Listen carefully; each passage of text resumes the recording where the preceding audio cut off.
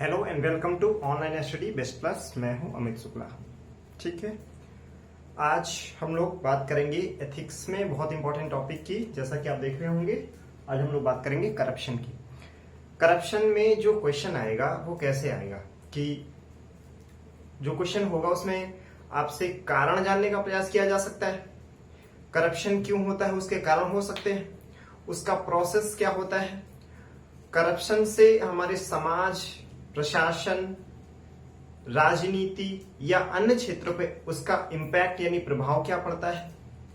इसके बाद हम सॉल्यूशन से निपटने के लिए क्या क्या उपाय किए हैं, सॉल्यूशन अभी तक क्या किए गए हैं और उसका वे फॉरवर्ड क्या हो सकता है, यानी जो चीजें अभी रह गई हैं उनको कैसे सॉर्ट आउट किया जाए, उसको हम वे फॉरवर्ड बोलते हैं। किसी भी टॉपिक को आपको जानना हो तो आपको क्या क्या चीजें पता होनी चाहिए। उस टॉपिक से रिलेटेड एक डेफिनेशन, उस डेफिनेशन को सपोर्ट करने के लिए कुछ एग्जांपल्स, उसके कारण, उसका प्रभाव, उसका परिणाम, उसको दूर करने के उपाय और आगे का रास्ता। बस इतने ही 5-6 हेडिंग अगर आपको किसी टॉपिक के पता है, उस टॉपिक में से कोई भी क्वेश्चन आएगा आप इजीली कर सकते हैं। तो बिना टाइम वेस्ट किए सीधे टॉपिक पे आते हैं। ठीक है, इसको आप ध्यान से देखें, इतना होलिस्टिक वे में आपको क्रिस्टल एंड क्लियर बहुत ही कम देखने को मिलेगा। ठीक है, चलिए आते हैं करप्शन। तो करप्शन होता क्या है? गांधी जी के अनुसार wealth without work is corruption. अगर आप बिना कार्य के पैसे कमा रहे हैं ना, ये भ्रष्टाचार है। बिना अगर कार्य किए अगर कोई आप आर्थिक अर्जन कर रहे हैं तो भ्रष्टाचार है। तो अब सवाल उठता है कि होता क्यों है, करप्शन का विचार आता ही क्यों है? तो एपीजे अब्दुल कलाम के अनुसार it comes from never ending grid.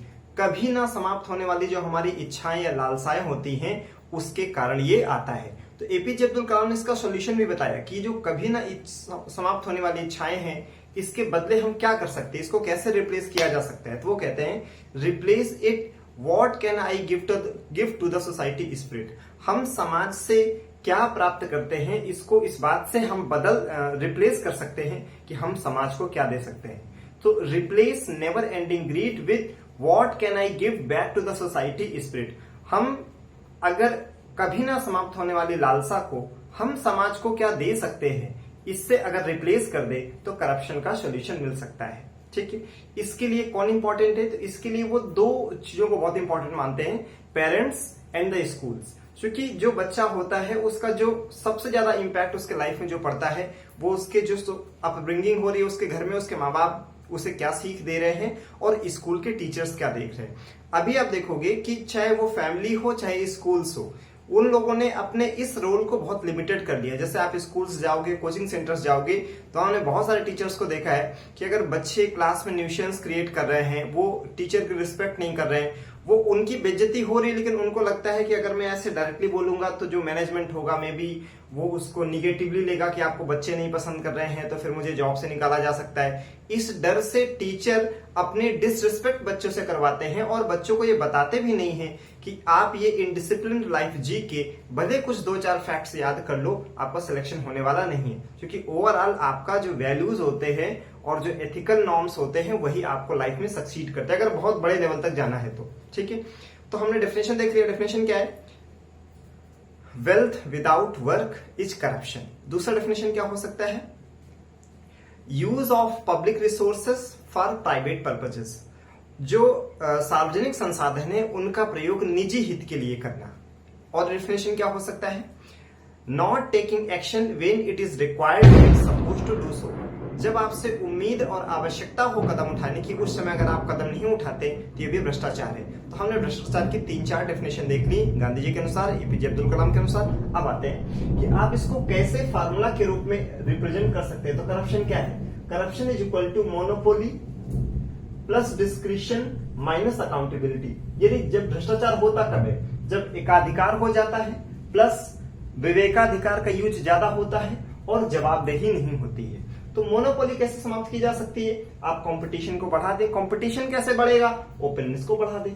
दूसरा, आप किसको प्रमोट करें? ई टेंडरिंग को। जो सस्ते में अच्छी क्वालिटी देने को बोले प्राइवेट सेक्टर वाला, उसको आप काम दे दीजिए। ई टेंडरिंग करिए। एलपीजी को और ज्यादा प्रमोट किया जाए। तो इस तरीके से मोनोपोली को हम लोग समाप्त कर सकते हैं। अब आता है विवेकाधिकार का जो दुरुपयोग होता है, मिसयूज होता है, उसको कैसे रोका जा सकता है। तो भाई उसको रोकने के एक तरीका है कि रूल ऑफ लॉ। डिस्क्रिशन का स्कोप ही ना छोड़ें, ज्यादातर चीजें डिफाइंड हो कि ये काम इस ढंग से इस मैनर में किया जाना चाहिए। तो जब ज्यादा से ज्यादा रूल बेस्ड वर्क होगा, रूल ऑफ लॉ होगा, तो डिस्क्रिशन का मिसयूज का स्कोप ही कम हो जाता है। दूसरा, डेलीगेट करें, है ना, अपनी जो रिस्पॉन्सिबिलिटीज है दूसरे को डेलीगेट करें। फिर डिसेंट्रलाइजेशन, किसी एक इंस्टीट्यूशन या अथॉरिटी पे बहुत ज्यादा सत्ता देने से वो दुरुपयोग उसका कर सकता है, तो हम क्या करें, शक्तियों का विकेंद्रण करें, डिसेंट्रलाइजेशन ऑफ पावर। ठीक है, इससे हम क्या कर सकते हैं, डिस्क्रिशन को कम कर सकते हैं। अकाउंटेबिलिटी कैसे बढ़ा सकते हैं, अकाउंटेबिलिटी अगर आप चीजों को ट्रांसपेरेंट कर दे, पारदर्शिता लाएं, अगर आपके एक्शन को सब लोग वॉच करेंगे तो आप कहीं ना कहीं अलर्ट हो जाएंगे और करप्शन कम करने के बारे में सोचेंगे, क्योंकि अब जो भी आप कर रहे हैं वो लोगों को पता चल रहा है। तो ट्रांसपेरेंसी को बढ़ावा दे। दूसरा, पीपल्स पार्टिसिपेशन बढ़ाएं, है ना, जब आप ट्रांसपेरेंसी करोगे तो ऑटोमेटिकली पीपल्स पार्टिसिपेशन बढ़ेगा, और जब पीपल्स पार्टिसिपेशन बढ़ेगा, लोगों का जब पार्टिसिपेशन बढ़ेगा तो ट्रांसपेरेंसी आ जाएगी, यानी दोनों ये एक दूसरे से जुड़े हुए हैं। अब ट्रांसपेरेंसी बढ़ाने के लिए क्या कर सकते हैं, RTI, right to information. RTI के द्वारा आप लोगों को एम्पावर कर रहे हो कि आप जानो आपकी सरकार, आपके प्रशासनिक अधिकारी, अथॉरिटी क्या कर रहे हैं। और पीपल्स पार्टिसिपेशन बढ़ाने का तरीका क्या हो सकता है, सिटीजन चार्टर लागू करो, है ना, सोशल ऑडिट करो, और पंचायती राज इंस्टीट्यूशंस को उसी स्पिरिट में इंप्लीमेंट किया जाए जिस स्पिरिट के साथ इन्हें लागू किया गया था, मतलब जो जिस इंटेंशन के साथ इनको डिजाइन किया गया था उसी स्पिरिट के साथ अगर इनकी इंप्लीमेंट किया जाए तो पंचायती राज जो है हमारा, अगर इनको सही से इंप्लीमेंट किया जाएगा तो हमारी जो डेमोक्रेसी है वो ग्रास रूट लेवल पे डेवलप होगी, और जब ग्रास रूट लेवल पे लोग एम्पावर होंगे तो करप्शन का स्कोप ऐसे कम हो जाएगा। अब आते हैं करप्शन के कारण क्या होते हैं। तो चूंकि मेरे पास स्पेस लिमिटेड है तो मैंने लिमिटेड स्पेस के अकॉर्डिंग ही लिखा है, कारण इसमें और भी हो सकते हैं। ओके, तो मैं कोशिश करूंगा कि बता दूं। तो एक कारण है पॉलिटिकल, अब राजनीतिक कारण भ्रष्टाचार का क्या, आप देखोगे कि law breakers are becoming the law makers, जो कानून को तोड़ने वाले हैं वही कानून को बनाने वाले बन रहे हैं। यानी उदाहरण क्या है इसका, हमारी जो वर्तमान की 17वीं लोकसभा है उसके 29% जो सांसद हैं उनके ऊपर सीरियस क्रिमिनल चार्जेस हैं। 29% सांसदों के पास गंभीर आपराधिक मुकदमे वाले हैं, यानी ये वो लोग हैं जिनके ऊपर रेप का, डकैती का, चोरी का, हेट स्पीच का, इस तरह के मामलों में इनके खिलाफ एफआईआर दर्ज हुई है, ये वो लोग हैं। और अगर हम सीरियस वर्ड हटा दें, सिर्फ क्रिमिनल पॉलिटिशियंस का देखें, एमपीज का देखें 17वीं लोकसभा की, तो ये परसेंटेज हो जाता है 43%। 43% जो हमारे सांसद हैं वर्तमान लोकसभा के, उनके ऊपर क्या है, आपराधिक मुकदमे हैं, और 29% के पास गंभीर आपराधिक मुकदमे हैं। दूसरा आता है सोसाइटल, सामाजिक कारण क्या है, डिग्रेडेशन ऑफ सोसाइटल नॉर्म्स। आप देखो कि सोसाइटी की जो अपनी खुद की वैल्यूज हैं वो धीरे धीरे डिग्रेड हो रही है। जैसे पहले क्या होता था कि अगर आप कुछ गलत कर रहे हो तो आपके पड़ोसी बहुत हक से आपको डांट सकते थे, लेकिन अभी सोसाइटल वैल्यू इतनी डिग्रेड हो गई है कि अगर आपको लगता है कि हम आपके मम्मी पापा आपको नहीं देख रहे हैं, भाई बहन नहीं देख रहे हैं, आपको जो मन चाहे वो करो, क्योंकि पड़ोसी आपका बोलेगा नहीं, क्योंकि पड़ोसी को भी लगता है कि यार मैं बोलूंगा कल को इनके घर वाले लड़ने आ जाए कि आप कैसे अंकल बन रहे हैं हमारे घर के मामले में, है ना। और दूसरा, थोड़ा लोग सेल्फ सेंट्रिक भी हो गए हैं, जो बड़े लोग हैं उनका भी ये दोष है कि वो अपने बच्चों का तो सही या गलत देखते हैं, दूसरे के बच्चों को अगर बर्बाद भी हो रहा है तो वो सोचता है हमारा क्या फर्क पड़ता है। तो दोनों तरफ से प्रॉब्लम है, जो बच्चे हैं वो अपने पड़ोसी जो वृद्ध लोग हैं उनका रिस्पेक्ट नहीं करते, और जो पड़ोसी वृद्ध लोग हैं वो दूसरे के बच्चों की केयर नहीं करते। तो सोसाइटल वैल्यूज जो है वो भी कहीं ना कहीं डिग्रेड हो गई है। नेक्स्ट, इकोनॉमिक रीजन, आर्थिक कारण। आप देखोगे कि सोसाइटी में आप कितने हाई वैल्यूज वाले हो इसको लोग रिस्पेक्ट नहीं करते। अगर आपने चोरी और भ्रष्टाचार करके बहुत सारा पैसा कमा लिया है तो लोग आपको रिस्पेक्ट देना शुरू करते हैं। एवरीबडी वांट्स रिस्पेक्ट, सभी को सम्मान चाहिए, तो वो अपनी आर्थिक चीजों को बढ़ाने के लिए भ्रष्टाचार का बढ़ावा लेता है, क्योंकि जब वो आर्थिक रूप से संपन्न हो जाता है तो समाज वैसे ही उसे रिस्पेक्ट करने लगता है। तो वेल्थ सेंट्रिक सोसाइटी हो गई है, कंज्यूमरिज्म है, उपभोक्तावाद को बढ़ावा मिल रहा है, धन पर आधारित समाज है, ठीक है, इस वजह से आर्थिक कारण भी है। एथिकल रीजन क्या है, नैतिक कारण क्या है, तो वैल्यूलेस एजुकेशन, है ना, and education for job perception. अभी जो लोग शिक्षा ग्रहण करते हैं वो इसलिए नहीं कि उनमें वैल्यूज इनकलकेट हो जाए, शिक्षा का माध्यम है नौकरी, यानी अभी क्या हो गया है, शिक्षा जो है वो रोजगार पाने का साधन हो गया है ना, और जो हमारी एजुकेशन है उसमें वैल्यूज नहीं है। वैल्यूज इनकलकेट करने की जिम्मेदारी बेसिकली दोनों की है, टीचर्स की, पेरेंट्स की, सोसाइटी की भी है। लेकिन ना तो इस जिम्मेदारी को पेरेंट्स सही से निभा रहे हैं और सबसे बड़ा दोष मैं कहूंगा टीचर्स का, क्योंकि टीचर्स जो हैं वो क्लास को इंटरटेन करने के लिए, इंगेज करने के लिए चुटकुला सुनाते हैं, शायरी सुनाते हैं, प्यार मोहब्बत की बातें करते हैं और वो बच्चों को एथिकल वैल्यूज डालना चाहते ही नहीं। आप कोशिश तो करें, आप अगर 10 बार एफर्ट करेंगे तो 2 बातें तो बच्चे सीखेंगे। और बच्चों का भी दोष ये हो गया है कि जो टीचर्स उनमें एथिकल नॉर्म्स डेवलप करने की कोशिश करे वो उसकी क्लास को सही से करना नहीं चाहते हैं, है ना। तो एक हो गया ethical reason, valueless education, education for job perception. अभी लोग नौकरी के लिए एजुकेशन ले रहे हैं, उनका वैल्यू से कोई मतलब नहीं। इंडिविजुअल रीजन, ये व्यक्तिगत कारण, ये पर्सन टू पर्सन वेरी कर सकता है। मेन रीजन क्या है? ग्रीड, कभी ना समाप्त होने वाली लालसा। इंसान पैसों के लिए बहुत ग्रीडी होता है, वो करप्शन को जन्म देता है। पुअर फैमिली वैल्यूज, परिवार में ही भ्रष्टाचार देख रहा है कि मम्मी भी गवर्नमेंट जॉब में है, वो भी भ्रष्टाचार कर रही हैं, पापा भी कर रहे हैं, बाबा भी करते थे, दादी भी करती थी। यानी भ्रष्टाचार करके एक अच्छी लाइफ जी जा सकती है, ये घर से सीखने को मिल रहा है। तो फैमिली वैल्यूज, इन्वायरमेंट, उसकी जो सोसाइटी है, जिनके बीच में उठना बैठना है, वो लोग कैसे हैं, ये भी व्यक्ति पे निर्भर करता है। तो ये हो जाएगा आपका इंडिविजुअल। अब आते हैं कि साइकिल ऑफ करप्शन, ये करप्शन कैसे धीरे धीरे बढ़ता चला जाता है, ये देखिए। तो पीपल एक्सेप्ट करप्ट प्रैक्टिसेस, पहले लोग जो होते हैं वो जो करप्ट, जो भ्रष्ट आदतें हैं उनको एक्सेप्ट करते हैं। इससे क्या होता है, जैसे 2 लोगों ने भ्रष्टाचार किया और सोसाइटी ने इसे एक्सेप्ट कर लिया, तो और लोग भी आ जाएंगे भ्रष्टाचार करने की, यार ये काम करता है, हम भी भ्रष्टाचार कर सकते हैं, न्यू इंटेंट्स आ जाएंगे। फिर इससे क्या होगा?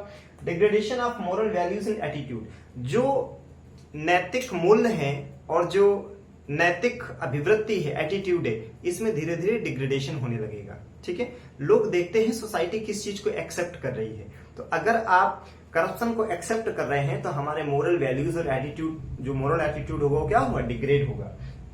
आगे चल के अगर कुछ समय बीतता जाएगा तो यही जो आपका डिग्रेडेड वैल्यूज एंड एटीट्यूड है ये सॉलिडिफाई हो जाएगा और मजबूत हो जाएगा। जो आपके भ्रष्ट आदतें हैं वो और पुख्ता हो जाएंगी। जैसे किसी ने 2 बार भ्रष्टाचार किया लेकिन तीसरी बार लोगों ने उसका विरोध किया कि यार ये गलत है, या सरकार ने उसको पनिश किया, तो वो चौथी बार करने से पहले सोचेगा। लेकिन अगर लगातार उसको एक्सेप्टेंस मिलता जा रहा है उसके करप्ट प्रैक्टिसेस का, तो ये जो उसकी हैबिट है सॉलिडिफाई हो जाएगी। और सॉलिडिफाई होने के बाद होगा करप्शन सीम्स इनएविटेबल, अब तो भ्रष्टाचार ऐसा लग रहा है कि इसको समाप्त किया नहीं जा सकता। इस तरीके से हमारा साइकिल ऑफ करप्शन चलता है। अब आते हैं कि करप्शन का इम्पैक्ट कैसे पड़ता है हमारे जीवन में। तो अब देखोगे अगर करप्शन बढ़ेगा तो हमारा जो एडमिनिस्ट्रेशन की क्वालिटी है, प्रशासन की जो गुणवत्ता है वो गिरेगी, हमारा जो नेशनल डेवलपमेंट है वो नीचे आएगा, राष्ट्रीय विकास कम होगा, और हमारी जो ट्रेजरी है, हमारी जो आर्थिक मतलब क्या बोलते हैं ट्रेजरी को हिंदी में, मतलब जो भी बोलते हैं ट्रेजरी मतलब सरकार का जो पैसा है, तो सरकार का जो पैसा है वो भी क्या हो रहा है? मिसयूज हो रहा है। तो अगर करप्शन होगा तो एडमिनिस्ट्रेशन की क्वालिटी डाउन होगी, हमारा नेशनल डेवलपमेंट कम होगा, और जो सरकार का अर्थ है, वित्त है, वो भी क्या हो जाएगा? दुरुपयोग होगा, मिसयूज होगा। इससे क्या होगा? Country suffers and ethical framework degraded. इससे हमारा अल्टीमेटली हमारा देश का नुकसान होता है और हमारा जो नैतिक ढांचा होता है वो टूटने लगता है।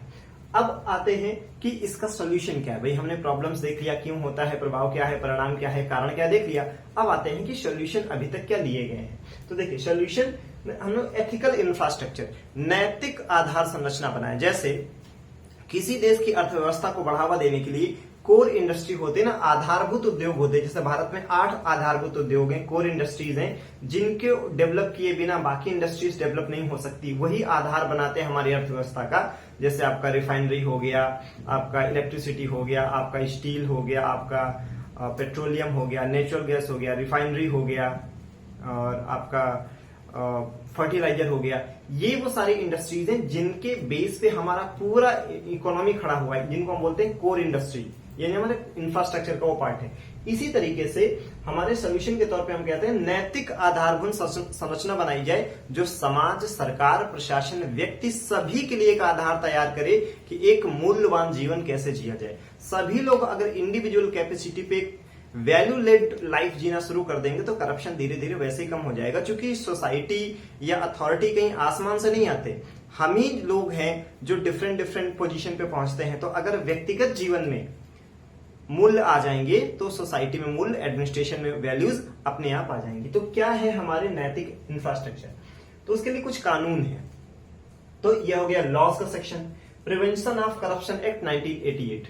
तो करप्शन को रोकने के लिए प्रिवेंशन ऑफ करप्शन एक्ट बनाया गया 1988। Prevention of money laundering act 1989, money laundering को रोकने के लिए एक्ट बनाया गया 1989 में। बेनामी ट्रांजैक्शन एक्ट बनाया गया है, बेनामी ट्रांजैक्शन प्रोहिबिशन एक्ट है हमारे पास।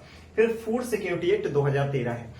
तो ये हमारे क्या हो गए, कानून के अंतर्गत हम ऐसे ऐसे करप्शन को कम कर सकते हैं। अब आते हैं संस्थागत प्रयास क्या है, कि कुछ हम संस्थाएं बनाते हैं जो डिटरेंस क्रिएट करें करप्शन करने वालों के खिलाफ। जैसे कैग है, तो कैग क्या करती है, जितना भी पैसा सरकार खर्च करती है, सरकार मतलब सेंट्रल गवर्नमेंट, स्टेट गवर्नमेंट या कोई पीएसयूज जिसमें पार्सली या टोटली गवर्नमेंट की फंडिंग इन्वॉल्व है, या कोई ऐसा इंस्टीट्यूशन जो राष्ट्रपति कैग से कहे कि आपको ऐसा करना है, ठीक है।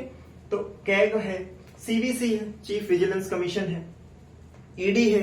लेकिन ईडी के साथ एक प्रॉब्लम है, इसका कन्विक्शन रेट बहुत कम है, 0.1%। आप देखोगे कि ईडी ने यहां रेट डाली, ईडी ने वहां रेट डाली, लेकिन फाइनल जब कल ये प्रूव करना होता है कि इन्होंने कुछ अपराध किया है, तो कन्विक्शन के मामले में ईडी फेल हो जाती है। ईडी का कन्विक्शन रेट है 0.1%, यानी ये डिटरेंस क्रिएट नहीं करता है। हेडलाइन तो बनाता है, लेकिन हमारा जो जुडिशियल सिस्टम है वो इतना करप्ट है, वो इतना वो सड़ चुका है कि उसका लाभ उठा लेते हैं कल्प्रिट, लेकिन वो दोष आ जाता है ईडी के ऊपर। तो हमारे जुडिशियल सिस्टम में इतने लूप होल्स हैं कि जिनका फायदा उठा के करप्ट लोग बच जाते हैं और ईडी फाइनली कुछ नहीं कर पाती। फिर आता है लोकपाल। तो ये हमारा इंस्टीट्यूशनल मैकेनिज्म है जो हमारे भ्रष्टाचार को रोकने के लिए बनाए गए हैं। सिटीजन पार्टिसिपेशन है ना, जन भागीदारी बढ़ा के अगर हम एडमिनिस्ट्रेशन में लोगों का इन्वॉल्वमेंट बढ़ा देंगे तो वैसे करप्शन कम हो जाएगा। तो सिटीजन चार्टर के द्वारा कर सकते हैं। सोशल ऑडिट, सामाजिक लेखांकन, मतलब गांव लेवल पे जो भी पैसा खर्च हो रहा है तो सरकारी मशीनरी जांच पड़ताल करे वो ठीक है, खुद गांव के लोग ही उसकी जांच पड़ताल करें तो ना प्रधान भ्रष्टाचार कर पाएगा ना सेक्रेटरी भ्रष्टाचार कर पाएगा। तो इसको बोलते हैं हम लोग सोशल ऑडिट।